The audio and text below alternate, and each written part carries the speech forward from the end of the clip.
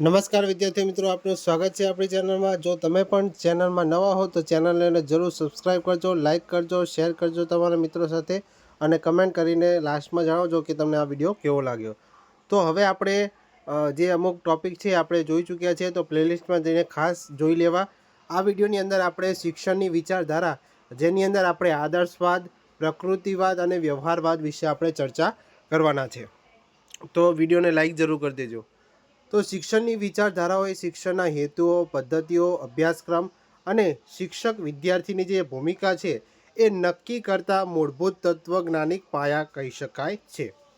ભારતીય શિક્ષણ વ્યવસ્થામાં પણ આ ત્રણેય વિચારધારાઓનો પ્રભાવ જોવા મળતો હોય છે।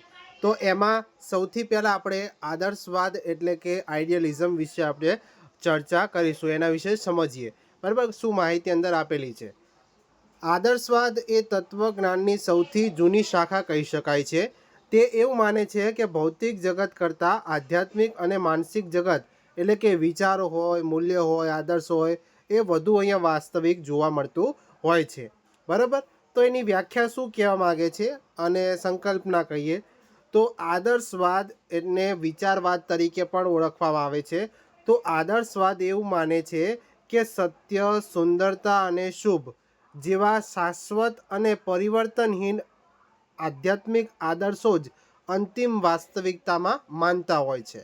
ભૌતિક જગત માત્ર પરિવર્તનશીલ અને ક્ષણભંગુર હોય છે। તો અહીંયા જે આદર્શવાદ છે એ વિચારવાદ પર વધારે ફોકસ કરે છે, બરાબર, જેની અંદર આધ્યાત્મિક અને માનસિક જગત અંદર વધારે જોવા મળતું, વધુ વાસ્તવિક રીતે જોવા મળતું હોય છે, બરાબર। ત્યાર પછી એનો તત્વજ્ઞાનિક આધારની વાત કરીએ તો એમાં તત્વમીમાંસા એટલે કે મેટાફિઝિક્સ, એની અંદર વાત કરીએ તો એ આધ્યાત્મિક જગત, આત્મા, ઈશ્વર અને વિચારોનું અસ્તિત્વ અહીંયા સ્વીકારતું જોવા મળે છે। ત્યાર પછી જ્ઞાન મીમાંસા એટલે કે એપિસ્ટમોલોજી જેની વાત કરે છે, તો એની અંદર બુદ્ધિ, આંતરિક જ્ઞાન અને તર્ક દ્વારા મેળવેલા જ્ઞાનને અહીંયા સર્વોચ્ચ માનવામાં આવતું હોય છે। ત્યાર પછી મૂલ્ય મીમાંસા એટલે કે એક્ઝિયોલોજી, જે શાશ્વત અને સાર્વત્રિક મૂલ્યો જેવા કે સત્ય, શિવ અને સુંદર એના ઉપર વધારે ભાર મૂકતા જોવા મળે છે। તો આ શું છે? તાત્વિક જ્ઞાનનો અહીંયા આધાર જોવા મળતા હોય છે, તત્વમીમાંસા, જ્ઞાનમીમાંસા અને મૂલ્ય મીમાંસા, બરાબર। હવે એના આદર્શવાદ છે તો એના મુખ્ય લક્ષણો કયા છે? તો એના લક્ષણો, પહેલું લક્ષણ જોઈએ તો એ મન આત્માને મહત્ત્વ આપે છે, એટલે કે માનવના મન અને આત્માના વિકાસ પર અહીંયા કેન્દ્રિત થતું જોવા મળે છે। પછી એનો અંતિમ હેતુ વાત કરીએ તો એ આત્મ અનુભૂતિ, બરાબર, વિદ્યાર્થીને આત્મ અનુભૂતિ થાય, સેલ્ફ રિયલાઇઝેશન થાય, બાળકનો અથવા વિદ્યાર્થીનો આધ્યાત્મિક વિકાસ થાય, તો એની આદર્શવાદની અંદર ચર્ચા કરેલી છે, એના મુખ્ય લક્ષણોની અંદર જોવા મળે છે। મૂલ્યોની સર્વોપરિતા એટલે કે મૂલ્યો પર ભાર મૂકતી હોવાથી તેને મૂલ્ય કેન્દ્રિત વિચારધારા પણ અહીંયા કહેવામાં આવે છે, બરાબર। તો હવે એવું પણ પ્રશ્ન પૂછી શકે કે કઈ વિચારધારાને મૂલ્ય કેન્દ્રિત વિચારધારા તરીકે ઓળખવામાં આવે છે, અથવા કયા વાદને મૂલ્ય કેન્દ્રિત વિચારધારા તરીકે ઓળખવામાં આવે છે? તો તમારો જવાબ આવજો એ આદર્શવાદ, બરાબર, આદર્શવાદ અથવા વિચારવાદ, બરાબર, બંને નામ તમારે યાદ રાખવાના રહેશે, બરાબર। હવે આપણે શિક્ષણના હેતુઓ જોઈએ એની અંદર, તો શિક્ષણના હેતુઓમાં બાળક જે છે એ આત્મ અનુભૂતિની ભાવનાનો વિકાસ થાય બાળકમાં, બાળક જે છે શાશ્વત અને સનાતન મૂલ્યોનું સિંચન બાળકમાં થાય, બરાબર, બાળકમાં આધ્યાત્મિક અને નૈતિક ચારિત્ર્યનું નિર્માણ થાય। આ કેવા છે? એ શિક્ષણના હેતુઓ છે આદર્શવાદની અંદર, બરાબર। હવે પાઠ્યક્રમ વિશે આપણે દ્રષ્ટિકોણ જોઈએ તો પાઠ્યક્રમ કેવો હોય છે? માનવતાવાદી એટલે કે હ્યુમેનિટીઝ અને મૂલ્યલક્ષી અંદર હોવો જોઈએ। પછી વિષયો કેવા હોવા જોઈએ?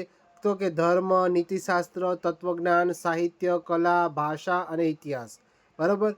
પછી ગણિત અને વિજ્ઞાનને અહીંયા જે ગૌણ સ્થાન આપવામાં આવ્યું છે, બરાબર। તો આ પણ ખાસ આપણે યાદ રાખવાનું છે। હવે આપણે આદર્શવાદની અંદર શિક્ષકની ભૂમિકા કેવું હોય છે? તો આદર્શ અને માર્ગદર્શક તરીકે હોય છે કે શિક્ષકનો જ્ઞાન, અનુભવ અને આદર્શ એ એક મૂલ્યોનો ભંડાર જોવા મળતો હોય છે। તેથી વિદ્યાર્થી શું કરે છે કે વિદ્યાર્થી જે શિક્ષકને એક પોતાના રોલ મોડલ તરીકે જોવે છે, બરાબર, કે મારે આ શિક્ષક જેવું બનવું છે, આ મારા ફેવરેટ શિક્ષક, આ સાહેબ જે છે એ મારા ફેવરેટ સાહેબ છે, એમના જેવું મારે બનવું છે. બરાબર, તો એક રોલ મોડલ તરીકે કાર્ય કરતા જોવા મળશે શિક્ષક. પછી શિક્ષકનું સ્થાન અહીંયા સર્વોચ્ચ રહેશે, તે એક માળી સમાન અહીંયા જોવા મળવાના છે. બરાબર, તો આદર્શવાદની અંદર એક આદર્શ શિક્ષક તરીકે જોવા મળશે. વિદ્યાર્થીઓ એ રોલ મોડલ તરીકે પોતાના શિક્ષકને જ જુએ છે. બરાબર, હવે વિદ્યાર્થીની અહીંયા ભૂમિકા શું રહેવાની છે આદર્શવાદની અંદર? તો વિદ્યાર્થી અહીંયા કેવો છે? વિદ્યાર્થી જ્ઞાનનો નિષ્ક્રિય સ્વીકાર કરનાર જોવા મળશે.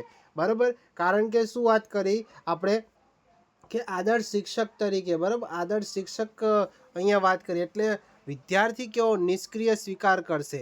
તે ગુરુ પ્રત્યે શ્રદ્ધા અને આદર ધરાવતો હોવો જોઈએ અને ગુરુ જેમ કે, બરાબર, જે પ્રમાણે આદેશ આપે એ પ્રમાણે તે અનુકરણ કરતો હોવો જોઈએ. બરાબર, તો આ સિમ્પલ એવું કહીએ કે જે જૂની પ્રણાલી હતી, બરાબર, પરંપરાગત પ્રણાલી, એમાં આ પ્રમાણે જોવા મળતું હતું. બરાબર, ત્યાર પછી આગળ વાત કરીએ કે શિક્ષણ પદ્ધતિઓ.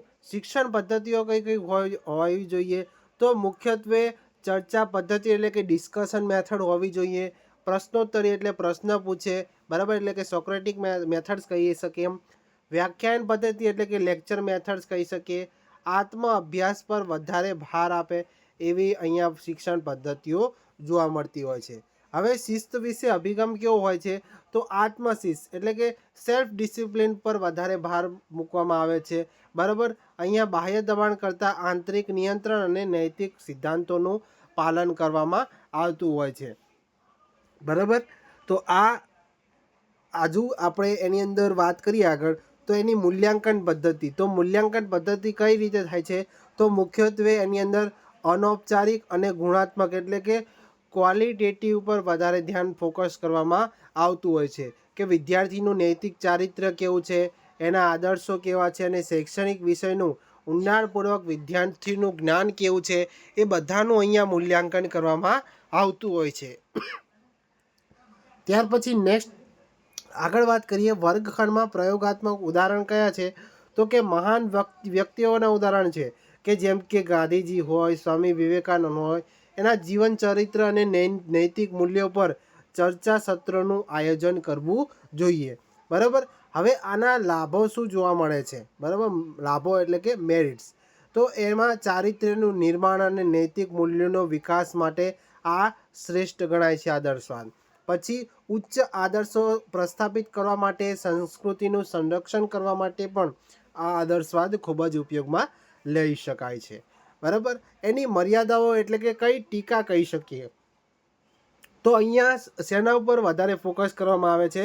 તો માત્ર આધ્યાત્મિક બાબતો પર વધારે ફોકસ કરવામાં આવે છે, ધ્યાન કેન્દ્રિત કરવામાં આવે છે. તે ભૌતિક અને વૈજ્ઞાનિક જ્ઞાનની તે અવગણના કરતું જોવા મળે છે. એટલે એ એક મર્યાદા અહીંયા કહી શકીએ.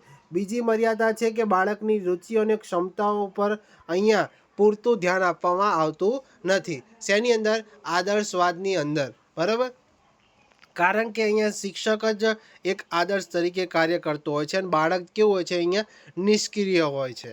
બરાબર, ત્યાર પછી જો આગળ વાત કરીએ તો આધુનિક શિક્ષણ સાથેનો સંબંધ એટલે કે એની અંદર મૂલ્ય શિક્ષણ એટલે કે વેલ્યુ એજ્યુકેશન આપે, ચારિત્ર્ય નિર્માણ અને માનવતાવાદી વિષયોમાં આજે પણ આદર્શવાદનો પ્રભાવ જોવા મળે છે. હવે ટેટ ટાટમાં આપણે કેવા મહત્ત્વના મુદ્દાઓ યાદ રાખી શકીએ? તો કે આદર્શવાદના મુખ્ય પ્રણેતા કયા છે? તો પ્લેટો, સોક્રેટિસ, ઇમ્યુઅલ કાન્ટ, હેગલ, સ્વામી વિવેકાનંદ અને મહર્ષિ અરવિંદ. બરાબર, તો આ અમુક પ્રણેતાઓ જે છે આપણે યાદ રાખી શકીએ. પરંતુ પાઠ્યક્રમ જોઈએ તો એમાં માનવતાવાદી વિષયો છે, એમાં ભાષા, સાહિત્ય, ધર્મ. પદ્ધતિઓ કઈ કઈ કરી શકીએ? તો પ્રશ્નોત્તરી, જે આપણે સોક્રેટિક પદ્ધતિઓ તરીકે ઓળખીએ છીએ. બરાબર, આ આપણે આદર્શવાદ વિશે આપણે જોયું. હવે આપણે જોઈએ છીએ પ્રકૃતિવાદ, જેને આપણે નેચરલિઝમ કહીએ છીએ. બરાબર, પ્રકૃતિવાદ એવું માને છે કે આખું વિશ્વ એક ભૌતિક છે અને પ્રકૃતિ જ અંતિમ વાસ્તવિકતા જોવા મળે છે. તે ઈશ્વર, આત્મા, આધ્યાત્મિકતા કે જે શાશ્વત મૂલ્ય અસ્તિત્વ સ્વીકારતો નથી, પરંતુ શું કરે છે કે પ્રકૃતિ તરફ પાછા ફરો એ એનું સૂત્ર છે, બરાબર. પ્રકૃતિવાદનું શું છે સૂત્ર છે કે પ્રકૃતિ તરફ પાછા ફરો. હવે એની અર્થ શું છે એ જોઈએ કે પ્રકૃતિવાદ માને છે કે બ્રહ્માંડ માત્ર પ્રકૃતિ અને તેના નિયમો દ્વારા જ સંચાલિત થતું હોય છે. શિક્ષણ પ્રકૃતિના નિયમો અનુસાર અને બાળકને મુક્ત વાતાવરણમાં રાખીને આપવું જોઈએ, બરાબર. અહીંયા શિક્ષણ કેવું આપવામાં આવે છે?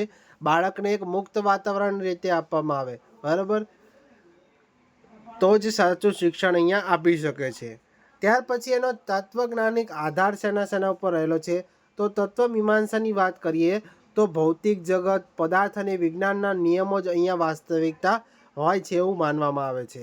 પછી જ્ઞાન મીમાંસાની વાત કરીએ તો અહીંયા પ્રત્યક્ષ અનુભવ, અવલોકન અને ઇન્દ્રિયો દ્વારા મેળવેલા જ્ઞાનને જ અહીંયા સાચું માનવામાં આવતું હોય છે.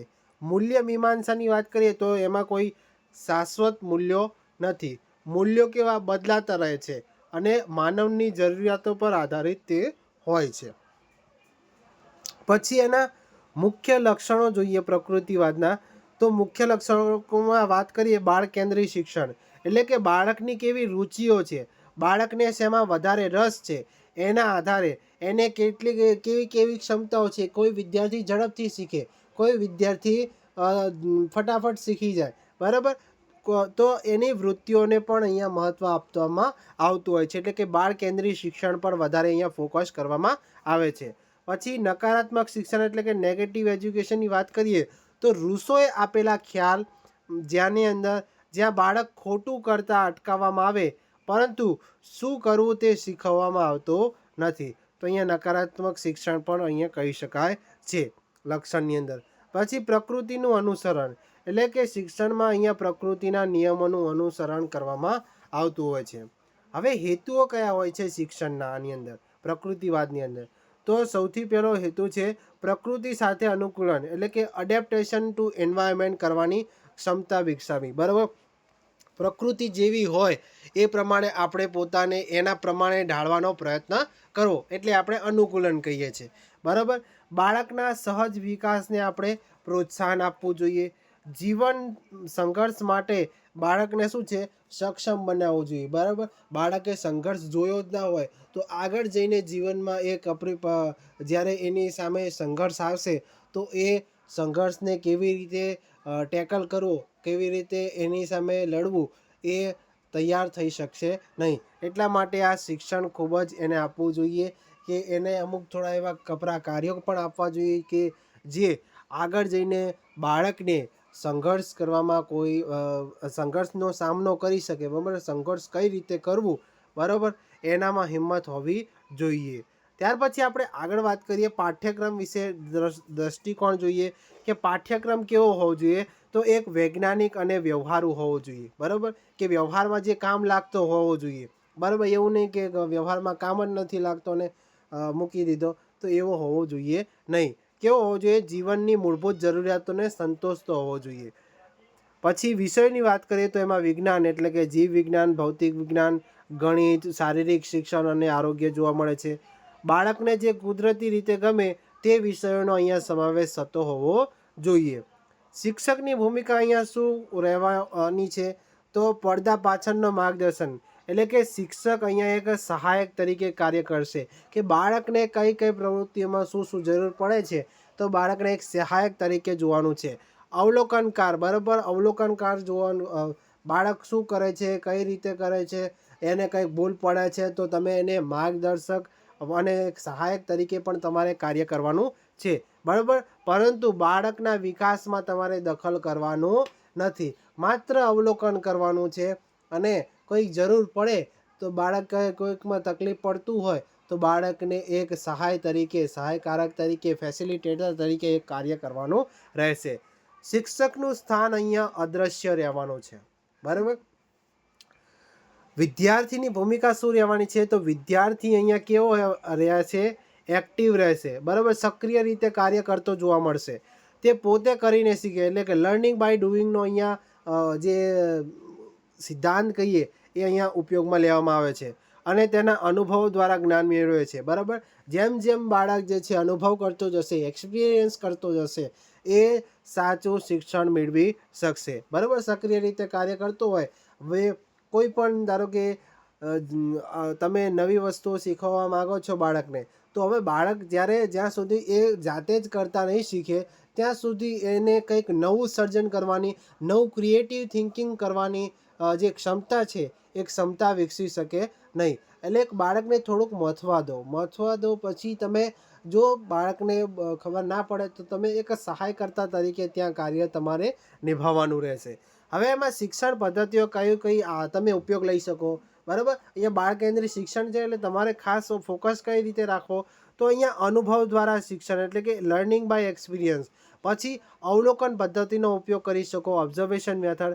રમત દ્વારા એટલે કે રમતગમત દ્વારા શિક્ષણ તમે આપી શકો, જેથી બાળક શું છે એમાં બાળકોને વધારે રસ પડતો હોય. રમતગમત દ્વારા તમે શીખવાડો ને તો બાળક આરામથી જે ટૉપિક તમે શીખવાડવા માગતા હોય તો એ સરળતાથી એ બાળકની મગજની અંદર કેચઅપ થઈ જતું હોય છે.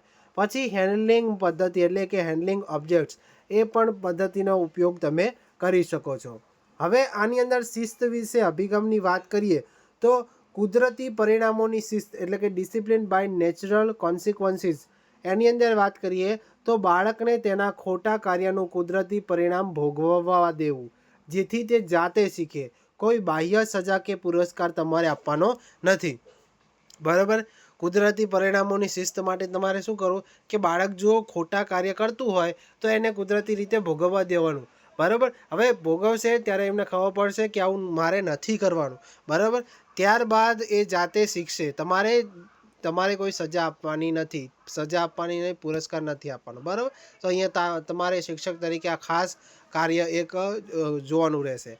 મૂલ્યાંકન પદ્ધતિની વાત કરીએ તો અહીંયા વિદ્યાર્થીનું વાસ્તવિક પ્રદર્શન કેવું છે, વિદ્યાર્થી કેવું કાર્ય કરે છે, એના શારીરિક વિકાસમાં કેવું વધારે ઓછું થયું છે, એનું અવલોકન કરવાનું ને પરીક્ષણ કરવાનું તમારે રહેશે.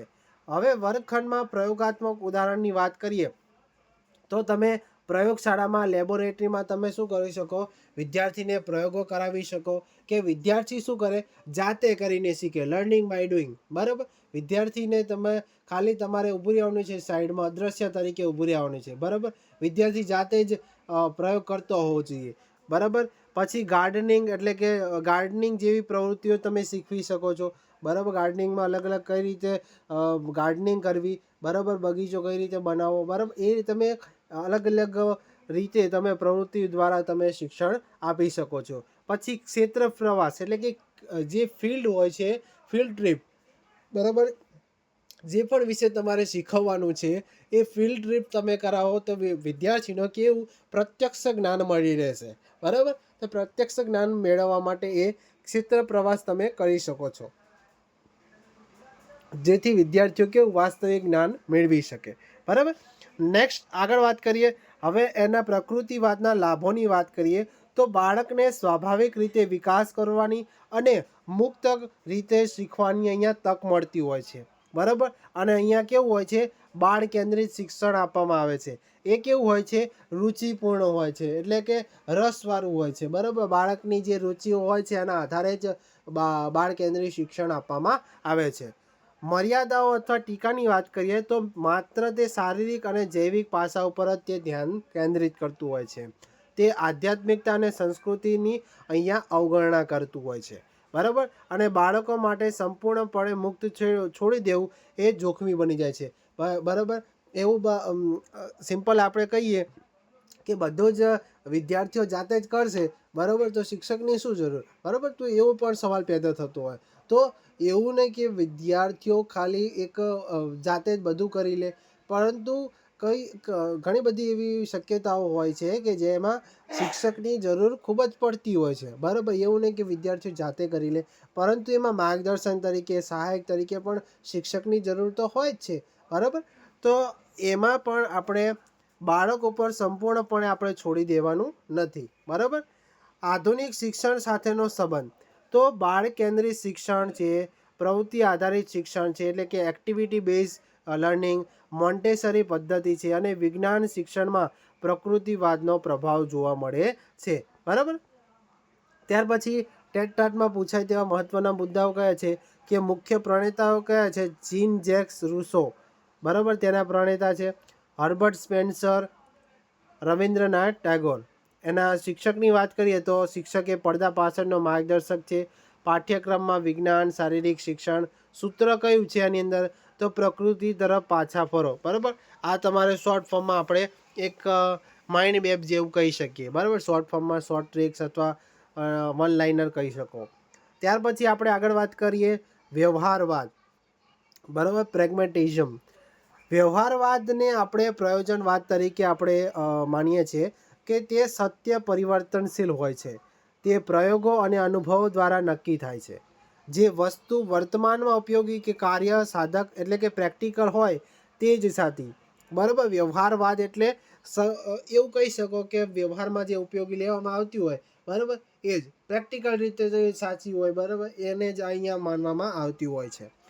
તો અર્થ અને સંકલ્પના જોઈએ તો વ્યવહારવાદ એવું માને છે કે સત્ય એટલે કે કોઈ સ્થિર ખ્યાલ નથી, પરંતુ ચોક્કસ પરિસ્થિતિમાં સફળતાપૂર્વક કાર્ય કરવા પર આધારિત હોય છે.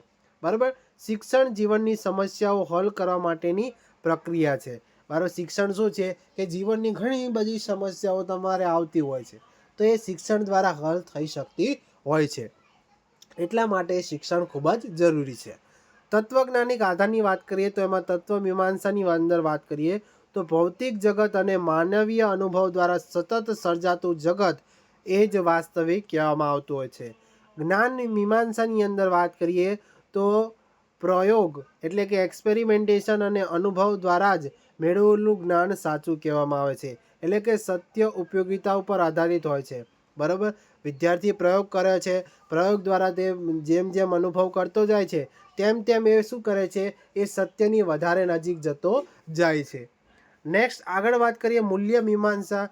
તો મૂલ્યો નિશ્ચિત હોતા નથી, પરંતુ તે બદલાતી પરિસ્થિતિઓમાં માનવ પ્રયત્નો દ્વારા રચાતા હોય છે. હવે આપણે આ વ્યવહારવાદના મુખ્ય લક્ષણો કયા છે? તો ક્રિયા આધારિત શિક્ષણ એટલે કે શીખવું એટલે કે કાર્ય કરવું, લર્નિંગ બાય ડુઈંગના સિદ્ધાંત પર વધારે ભાર મૂકે છે. બરાબર, અને આ જે વ્યવહારવાદ છે એ કેવો હોય છે? સમાજ કેન્દ્રિત શિક્ષણ પર વધારે ભાર મૂકતો હોય છે. એટલે કે સમાજમાં કેવી કાર્યક્ષમતા હોય છે, લોકશાહીના મૂલ્યોનો વિકાસ કેવી રીતે થાય, એના પર અહીંયા વધારે ભાર મૂકવામાં આવતો હોય છે. પછી લવચિકતા એટલે કે અભ્યાસક્રમ અને પદ્ધતિઓમાં કેવી હોય છે? પરિવર્તનશીલતા હોય છે, ફ્લેક્સિબલ હોય છે અભ્યાસક્રમ. બરાબર, ત્યાર પછી આગળ વાત કરીએ શિક્ષણના હેતુઓ કયા હોય છે? તો કે બાળકમાં સામાજિક કાર્યક્ષમતા એટલે કે સોશિયલ એફિશિયન્સી વિકસાવવાની વાત કરેલી છે. જીવનની જે પણ સમસ્યાઓ એ ઉકેલવાની ક્ષમતા બાળક અથવા જે વિદ્યાર્થીની અંદર વિકસી શકે એની પણ અહીંયા શિક્ષણની અંદર વાત કરેલી છે, એ વિકસાવવાની અંદર વાત કરેલી છે. વિદ્યાર્થીને પરિવર્તનશીલ સમાજમાં અનુકૂલન સાધવા માટે સક્ષમ બનાવવો તે પણ અહીંયા હેતુની અંદર આવી જાય છે. બરાબર, આ શું છે શોર્ટ આપણે અમુક મુદ્દાઓ ખાસ યાદ રાખવા પડે કે વ્યવહારવાદમાં કયા કયા હેતુ અંદર જરૂરી બની જાય છે.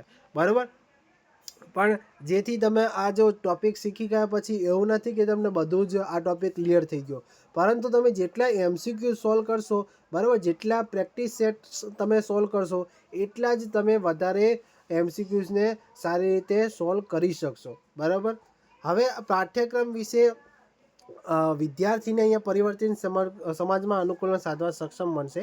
હવે પાઠ્યક્રમ વિશે દ્રષ્ટિકોણની વાત કરીએ તો પાઠ્યક્રમ કેવો હશે? સંકલિત હશે. બરાબર, બંનેને જોડીને બનાવવામાં આવતો હશે. સંકલિત એટલે બે વસ્તુને જોડીને બનાવો, બરાબર, એને સંકલિત કહીએ. અને ઉપયોગિતા આધારિત હોવું જોઈએ, જે બાળકના વર્તમાન અનુભવ અને જરૂરિયાત સાથે જોડાયેલો હોય. વિષયની વાત કરીએ તો વિજ્ઞાન આવે, ગણિત આવે, વ્યવસાયલક્ષી શિક્ષણ એટલે કે વોકેશનલ એજ્યુકેશન.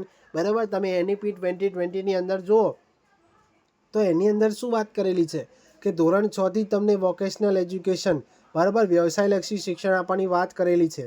તો NEP 2020 વાળો વિડીયો ખાસ ચેક કરી લેવો. બરાબર, જે પણ જો NEP જો ટેટ 1 માટે પણ આપણે વિડીયો બનાવેલા છે, એની અંદર આ NEP વાળો વિડીયો તમને મળી જશે. એ વિડીયો પણ તમે ખાસ ચેક કરી લેજો. બરાબર, જો પણ તમે ટેટ 1 માટે ટેટ 2 માટે તૈયારી કરી રહ્યા હો તો. હવે વ્યવસાયલક્ષી શિક્ષણ છે, સામાજિક અભ્યાસ છે, હસ્તકલા અને કૌશલ્ય વિષય અહીંયા પાઠ્યક્રમ હોય છે.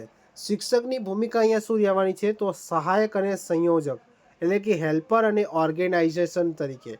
શિક્ષક માત્ર એક માર્ગદર્શક છે, બરાબર. તમારે એક માર્ગ આપવાનો છે વિદ્યાર્થીને કે આ રીતે કાર્ય કરો, આ રીતે કાર્ય કરો, બરાબર. જે વિદ્યાર્થીઓને પ્રયોગો અને પ્રવૃત્તિઓ માટે વાતાવરણ અને સંસાધનો પૂરા પાડે છે. શિક્ષક શું છે? પ્રયોગશાળાના નિર્માતા સમાન કહી શકાય છે, બરાબર. કે પ્રયોગશાળા કેવી નિર્માણ કરી શકીએ, તો એ નિર્માતા સમાન અહીંયા જોવા મળતા હોય છે. વિદ્યાર્થીની ભૂમિકા શું રહેવાની છે? તો વિદ્યાર્થી કેવો હોવો જોઈએ? સંશોધક એટલે કે એક્સપ્લોરર અને પ્રયોગકર્તા હોવો જોઈએ. તે અહીંયા કેવો હશે?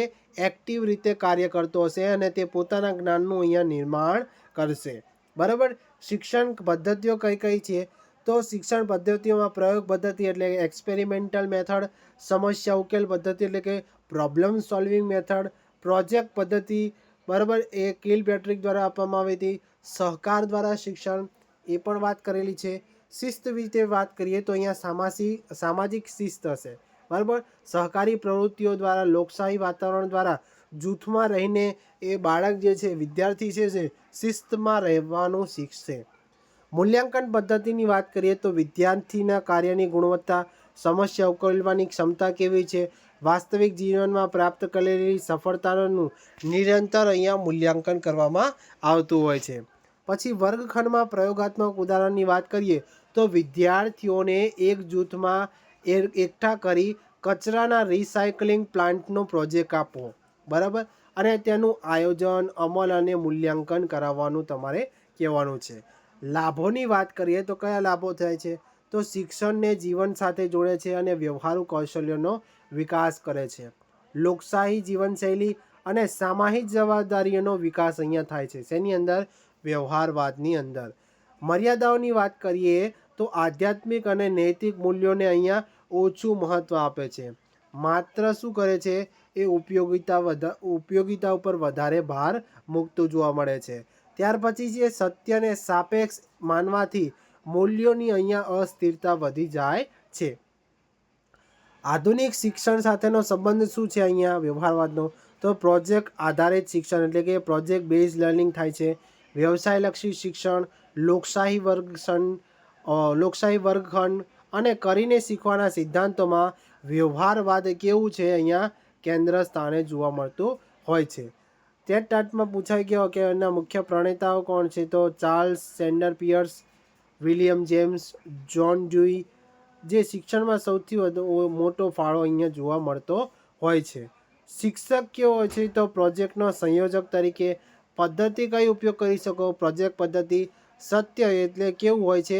ઉપયોગિતા ઉપર આધારિત હોય છે, બરાબર.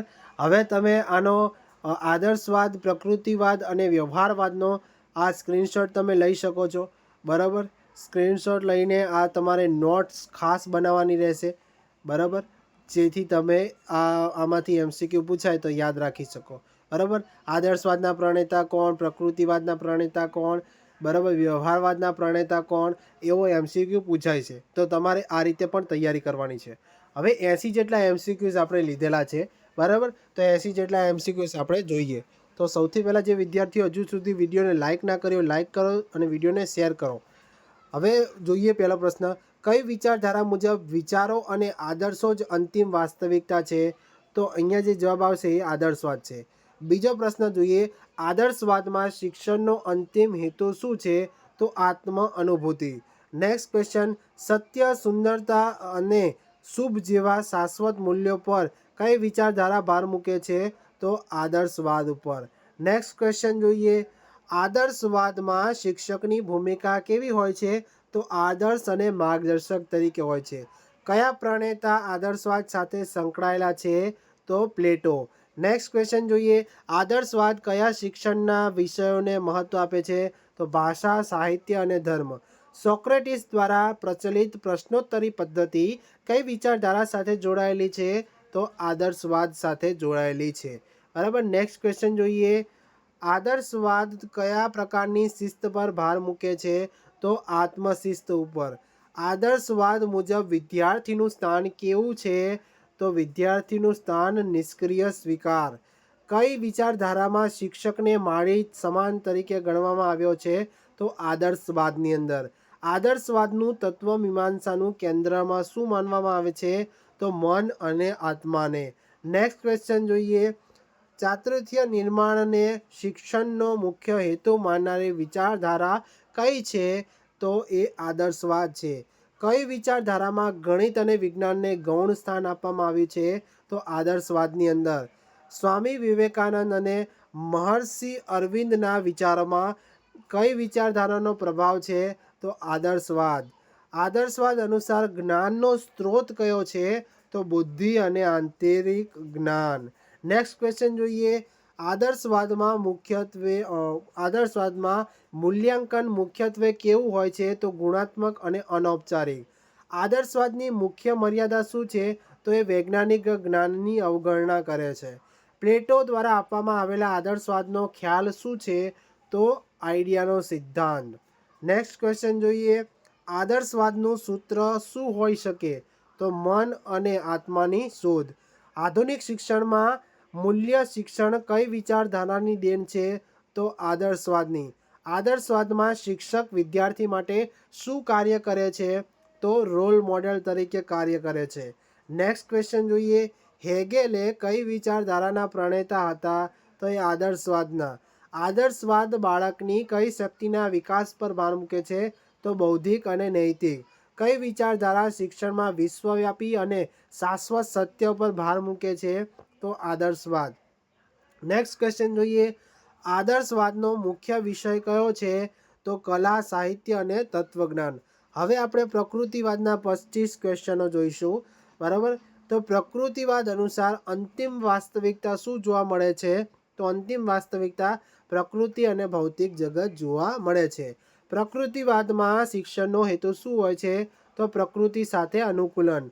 પ્રકૃતિ તરફ પાછા વળો એટલે કે બેક ટુ નેચરનું સૂત્ર કઈ વિચારધારાનું છે? તો એ પ્રકૃતિવાદનું છે. કઈ વિચારધારામાં બાળકને મુક્ત વાતાવરણમાં રાખીને શીખવવાનું સમર્થન આપવામાં આવે છે? તો પ્રકૃતિવાદની અંદર. નેક્સ્ટ ક્વેશ્ચન જોઈએ. પ્રકૃતિવાદના મુખ્ય પ્રણેતા કોણ છે? તો જીન જેક્સ રૂસો. પ્રકૃતિવાદના કયા શિક્ષણ પદ્ધતિને મહત્વ આપે છે? તો અવલોકન અને અનુભવ પદ્ધતિ. પ્રકૃતિવાદ અનુસાર શિક્ષકની ભૂમિકા શું હોય છે? તો માત્ર નિરીક્ષક અને સહાયક. કુદરતી પરિણામોની શિસ્ત એટલે કે ડિસિપ્લિન બાય નેચર કોન્સિક્વન્સીસનો ખ્યાલ કોણે આપ્યો છે? તો એક ખ્યાલ રૂસોએ આપેલો છે. Next question. પ્રકૃતિવાદમાં વિદ્યાર્થીનું સ્થાન કેવું હોય છે? સક્રિય સંશોધન અને કર્તા તરીકે. Next question. કઈ વિચારધારામાં બાળક એ કેન્દ્ર છે એટલે કે ચાઇલ્ડ ઇઝ સેન્ટર તે સિદ્ધાંત અપનાવાયો છે એટલે કે બાળ કેન્દ્રિત છે? તો પ્રકૃતિવાદ. પ્રકૃતિવાદમાં પાઠ્યક્રમ કેવો હોવો જોઈએ? તો વૈજ્ઞાનિક અને વ્યવહારુ હોવો જોઈએ. Next question. નકારાત્મક શિક્ષણનો ખ્યાલ કઈ વિચારધારા સાથે જોડાયેલો છે? તો પ્રકૃતિવાદ સાથે. કઈ વિચારધારા ઈશ્વર, આત્મા કે શાશ્વત મૂલ્યોનું અસ્તિત્વ સ્વીકારતી નથી? તો પ્રકૃતિવાદ. Next question. પ્રકૃતિવાદમાં કઈ બાબતને અવગણવામાં આવી છે? તો આધ્યાત્મિક અને નૈતિક મૂલ્યોને. નેક્સ્ટ ક્વેશ્ચન જોઈએ. પ્રકૃતિવાદમાં જ્ઞાન પ્રાપ્તિનો સ્ત્રોત શું છે? ઇન્દ્રિયો અને અવલોકન. શારીરિક શિક્ષણ અને આરોગ્યને મહત્વ આપનારી વિચારધારા કઈ છે? પ્રકૃતિવાદ. રૂસો દ્વારા લખાયેલું પ્રસિદ્ધ પુસ્તક કયું છે? એમિલ. ઓપ્શન બી તમારો સાચો જવાબ આવશે. નેક્સ્ટ ક્વેશ્ચન જોઈએ. મોન્ટેસરી અને ફ્રોબેલની શિક્ષણ પદ્ધતિઓ કઈ વિચારધારાથી પ્રભાવિત છે? તો પ્રકૃતિવાદ. કઈ વિચારધારા મુજબ જીવન સંઘર્ષ માટેની તૈયારી એ શિક્ષણનો હેતુ છે? તો પ્રકૃતિવાદ. પ્રકૃતિવાદ શિક્ષણને કેવી પ્રક્રિયા માને છે? તો જૈવિક અને ગતિશીલ. નેક્સ્ટ ક્વેશ્ચન જોઈએ. પ્રકૃતિવાદમાં મૂલ્યાંકનનો આધાર શું છે? તો વાસ્તવિક પ્રદર્શન અને અવલોકન. હર્બર્ટ સ્પેન્સરે કઈ વિચારધારા સાથે જોડાયેલા હતા? તો પ્રકૃતિવાદ. પ્રકૃતિવાદમાં વર્ગખંડનું વાતાવરણ કેવું હોવું જોઈએ? તો મુક્ત અને કુદરતી. કઈ વિચારધારા બાળકની જન્મજાત વૃત્તિઓ એટલે કે ઇન્સ્ટિંક્ટ્સની વિકાસ પર ભાર મૂકે છે? તો પ્રકૃતિવાદ. પ્રવૃત્તિ આધારિત શિક્ષણ એટલે કે એક્ટિવિટી બેઝ લર્નિંગનો આધાર કઈ વિચારધારા ઉપર રહેલો છે? તો આધાર જે છે એ બી અને સી બંને પ્રવૃત્તિ આધારિત શિક્ષણની જ વાત કરેલી છે. બી અને સી એટલે કે પ્રકૃતિવાદ અને વ્યવહારવાદ બંને જોવા મળશે. બરાબર. નેક્સ્ટ ક્વેશ્ચન જોઈએ. વ્યવહારવાદ હવેથી ચાલુ કરીએ છીએ. એ 30 પ્રશ્નો આપણે જોવાના છીએ. બરાબર. વ્યવહારવાદમાં સત્યનો માપદંડ શું છે? તો ઉપયોગિતા અને કાર્યસાધકતા.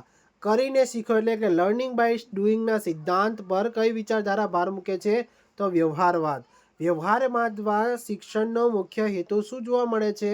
તો લોકશાહી અને સામાજિક કાર્યક્ષમતા. પ્રોજેક્ટ પદ્ધતિની વિચારધારા કોની દેન છે? કઈ વિચારધારાની દેન છે? તો વ્યવહારવાદની દેન જોવા મળે છે. પ્રોજેક્ટ પદ્ધતિના પ્રણેતા કિલપેટ્રિક કઈ વિચારધારાના અનુયાયી હતા? તો સી વ્યવહારવાદ. બરાબર. તમને ફેરવીને પૂછે કે પ્રોજેક્ટ પદ્ધતિના પ્રણેતા કોણ છે અથવા વિચારધારાના અનુયાયી કોણ છે? પ્રણેતા કોણ છે? તો કિલપેટ્રિક છે. બરાબર. વ્યવહારવાદમાં પાઠ્યપુસ્તકનું સ્વરૂપ કેવું હોવું જોઈએ? તો સંકલિત અને લવચિક. જ્હોન ડુઈ જે છે એ કઈ વિચારધારાના મુખ્ય પ્રણેતા હતા? તો જ્હોન ડુઈ વ્યવહારવાદના મુખ્ય પ્રણેતા ગણાય છે. નેક્સ્ટ ક્વેશ્ચન જોઈએ. વ્યવહારવાદ અનુસાર શિક્ષકની ભૂમિકા કેવી હોવી જોઈએ? સહાયક અને સંયોજક જેવી. સમસ્યા ઉકેલ પદ્ધતિ એટલે કે પ્રોબ્લેમ સોલ્વિંગ મેથડ્સનો આધાર કઈ વિચારધારા સાથે સંકળાયેલ છે? તો વ્યવહારવાદ. વ્યવહારવાદમાં શિસ્ત કયા પ્રકારની હોવી જોઈએ? તો સામાજિક શિસ્ત, જે લોકશાહી કહી શકીએ. બરાબર. નેક્સ્ટ ક્વેશ્ચન જોઈએ. કઈ વિચારધારા શિક્ષણને જીવન જ માને છે, નહીં કે જીવનની તૈયારી? તો વ્યવહારવાદ આવશે. વ્યવહારવાદમાં વિદ્યાર્થીનું સ્થાન કેવું છે? તો સક્રિય, સંશોધક અને પ્રયોગકર્તા. કઈ વિચારધારા સત્યને સાપેક્ષ અને પરિવર્તનશીલ માને છે? તો એનો જવાબ છે વ્યવહારવાદ. નેક્સ્ટ ક્વેશ્ચન જોઈએ. વ્યવસાયલક્ષી શિક્ષણ એટલે કે વોકેશનલ એજ્યુકેશનને કઈ વિચારધારા મહત્વ આપે છે? તો વ્યવહારવાદ. વ્યવહારવાદમાં મૂલ્યાંકનનો હેતુ શું જોવા મળે છે? તો સમસ્યા ઉકેલવાની ક્ષમતા અને કાર્યક્ષમતા. વિલિયમ જેમ્સ કઈ વિચારધારા સાથે સંકળાયેલ હતા? તો વ્યવહારવાદ સાથે. વ્યવહારવાદમાં પાઠ્યક્રમની રચનાનો આધાર શું છે? તો બાળકની રુચિઓ અને ઉપયોગિતા ઉપર. બરાબર. વ્યવહારવાદની મુખ્ય મર્યાદા શું છે? તો મુખ્ય મર્યાદા મૂલ્યોની અસ્થિરતા અને આધ્યાત્મિકતાની અવગણના ત્યાં કરવામાં આવતી હોય છે. નેક્સ્ટ ક્વેશ્ચન જોઈએ. વ્યવહારવાદમાં કયા પ્રકારની પ્રવૃત્તિઓ પર વધારે ભાર મૂકવામાં આવે છે? તો પ્રયોગાત્મક અને સામાજિક. વ્યવહારવાદમાં વર્ગખંડનું વાતાવરણ કેવું હોવું જોઈએ? તો વ્યવહારવાદમાં વર્ગખંડનું વાતાવરણ લોકશાહી જેવું હોવું જોઈએ. કઈ વિચારધારા મુજબ માનવ પ્રયત્નો દ્વારા મૂલ્યોની રચના થાય છે? તો વ્યવહારવાદ. વ્યવહારવાદમાં શિક્ષણનું માધ્યમ શું હોવું જોઈએ? તો જીવનની વાસ્તવિક સમસ્યાઓ જેવું માધ્યમ હોવું જોઈએ. Next question. વ્યવહારવાદને કઈ અન્ય નામથી ઓળખવામાં આવે છે? તો પ્રયોજનવાદ તરીકે પણ ઓળખવામાં આવે છે. કઈ વિચારધારા સમાજ કેન્દ્રિત શિક્ષણને પ્રોત્સાહિત આપે છે? તો વ્યવહારવાદ. કઈ વિચારધારા મુજબ જ્ઞાન સ્થિર નથી પરંતુ બદલાતી પરિસ્થિતિઓ સર્જાય છે? તો વ્યવહારવાદ. નેક્સ્ટ ક્વેશ્ચન જોઈએ. વ્યવહારવાદ કયા તત્વજ્ઞાનિક આધાર પર સત્યને પરિવર્તનશીલ માને છે? તો જ્ઞાન મીમાંસા. કઈ વિચારધારા બાળકને સામાજિક બુદ્ધિમત્તા માટે તૈયાર કરે છે? તો વ્યવહારવાદ. કઈ વિચારધારા પાઠ્યક્રમમાં હસ્તકલા અને કૌશલ્યોને મુખ્ય સ્થાન આપતું હોય છે? તો વ્યવહારવાદ. આદર્શવાદ અને પ્રકૃતિવાદના આત્યંતિક વિચારોને સંતુલિત કરવાનો પ્રયાસ કઈ વિચારધારાએ કર્યો છે? તો વ્યવહારવાદે. હવે જો તમને આ વિડીયો ગમ્યો હોય તો વિડીયોને જરૂર લાઈક કરજો. તમારા મિત્રો સાથે આ વિડીયોને શેર કરજો. હજુ સુધી ચેનલને સબસ્ક્રાઈબ ના કરી હોય તો સબસ્ક્રાઈબ કરી દેજો અને વિડીયોને તમારા મિત્રો સુધી જેટલો બને તેટલો શેર કરજો અને કમેન્ટ કરીને જણાવજો કે આ વિડીયો તમને કેવો લાગ્યો અને હવે પછી તમે કયા ટૉપિક પર વિડીયો જોવા માગો છો એ પણ કમેન્ટ કરીને જણાવી દેજો. તો ફરી મળીશું આવા નવા વિડીયો સાથે. જય હિન્દ, જય ભારત.